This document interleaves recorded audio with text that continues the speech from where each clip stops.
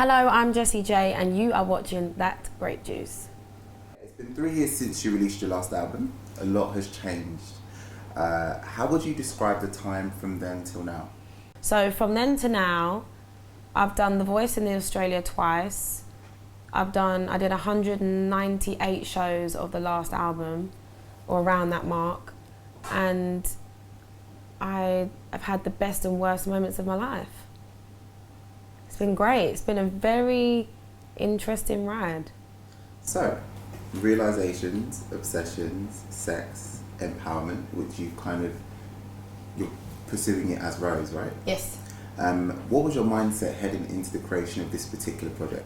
I didn't want to make a record. I didn't go forth to make a record. I just wanted to write great songs and express myself in the only which way that I know, which is singing and writing. And I'm lucky enough to be successful in what I've done. So Jessica wanted to write, but Jessie J is a brand that people can remember and go, okay, so she's writing, so it means we're going to release it. And I was like, we're not releasing any of this stuff.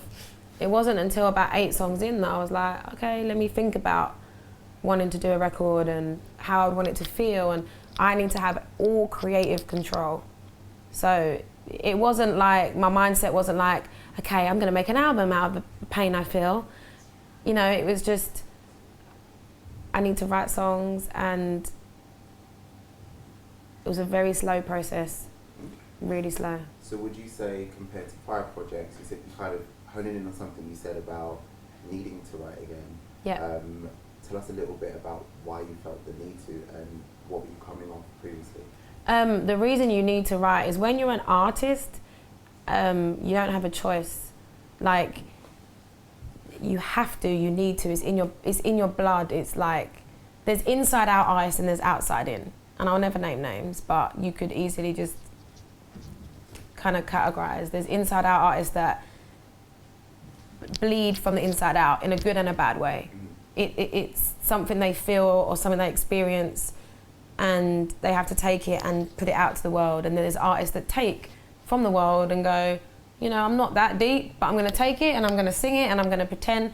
And I've done both, right? I've taken and I've made it mine, and I've taken from this and I've gone outwards. I enjoy this outwards more. I don't dislike the outside in, but I want it to be 90% inside out and 10% outside in, not 90% outside in and 10% inside out.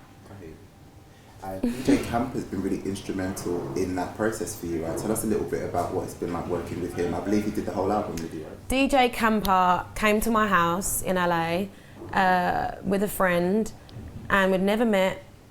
And he walked in, he was like, yeah, nice to meet you. And I didn't know who he was.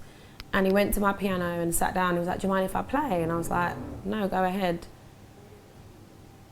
Like, it was like something out of a movie. And he sat down and he started to play, and I just stood next to him and I was like, we need to work together. Like, we have to do something together. How would you describe the sound of the album holistically? It makes you kind of go into your feelings, and makes you think. It's very R&B, very key driven, very drum driven, and it's all about vocals. I ain't holding back. If you can't sing along, sorry about it. You've got such a powerful, powerful voice. Do you feel any pressure, or have you ever felt any pressure to kind of water that down or dilute that? Oh yeah. You only have to listen to some of the records that I've put out to know that I had to dilute my voice. You know, as a young woman in the industry, when it's very predominantly driven by men, you know, you're kind of put into this space where it's like, you know, we need you to sing it like this, and you need to wear this, and you need to do that. And I did it because I was naive and I was young. I hell no now. And I no, not today. You gonna learn today. No, so yeah, I mean,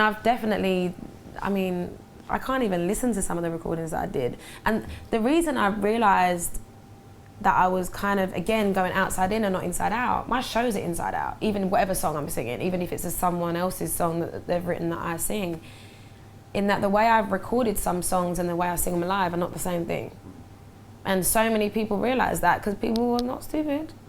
So on this record, I recorded Not My Ex how I would sing it live, which is singing. I'm not holding back. it's a lot of runs, and it's how I am, and it's who I am.